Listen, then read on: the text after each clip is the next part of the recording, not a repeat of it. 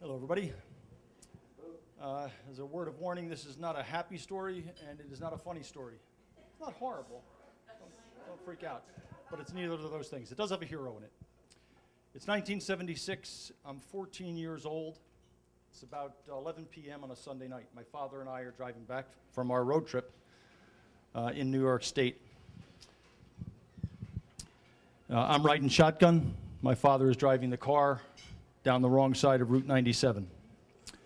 And when I say the wrong side of Route 97, I mean he's driving southbound in the northbound lane. It would be reasonable for people to wonder, why would a person be driving the wrong direction on the road? I wasn't wondering, I knew, because he was drunk. Okay? So I asked my father, Dad, if we don't get home in one piece tonight, you know, if we die in your car here tonight, who's going to open the store in the morning? And he did reply, but before I tell you the response, let's go back to the beginning of the story, which is 1930. My father was born the 7th child of 8 in an Irish Catholic family in Newark, New Jersey. 9 years later, his father died.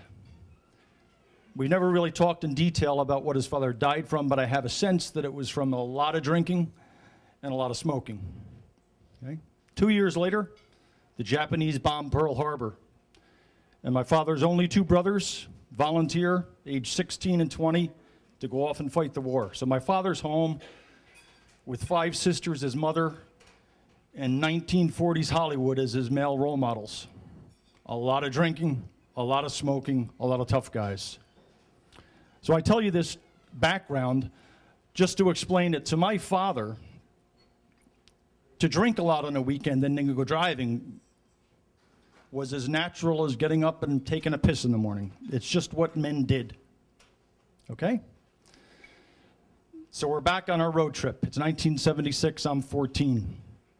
And the first time he crossed over that line, and I don't mean like his wheels went over the line. We had 4 wheels in the wrong lane.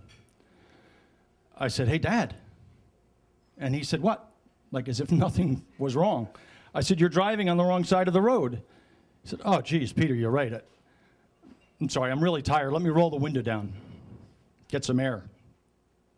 Well, apparently the air didn't do it because 5 minutes later he's in the wrong lane again. So I said, Dad, listen, if you're so tired, why don't you just pull off the road and get some sleep? I said, Peter, you don't understand. I can't do that. I have a job. I have to open the store in the morning. So again, being 14, I let it go. A few minutes later, we're climbing a hill, coming to the crest, and we're on the wrong side of the road. So that's when I asked him, Dad, if we don't make it home tonight, if we die in your car, who's going to open the store in the morning? And that is when the hero of the story spoke up. And he said, Peter, you are absolutely right. I am a goddamn fool. And he pulled off the road, and he slept till 6 o'clock in the morning. He got me home by 7:30, and he got to work and opened the store.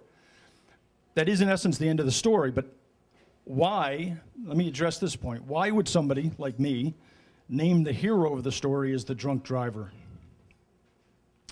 The reason being is I've observed in my life that it's very easy to recognize the mistakes that somebody else makes. It's very hard to recognize your own mistakes.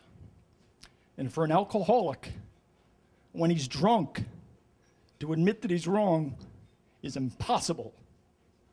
And yet my father did it, and it saved my life.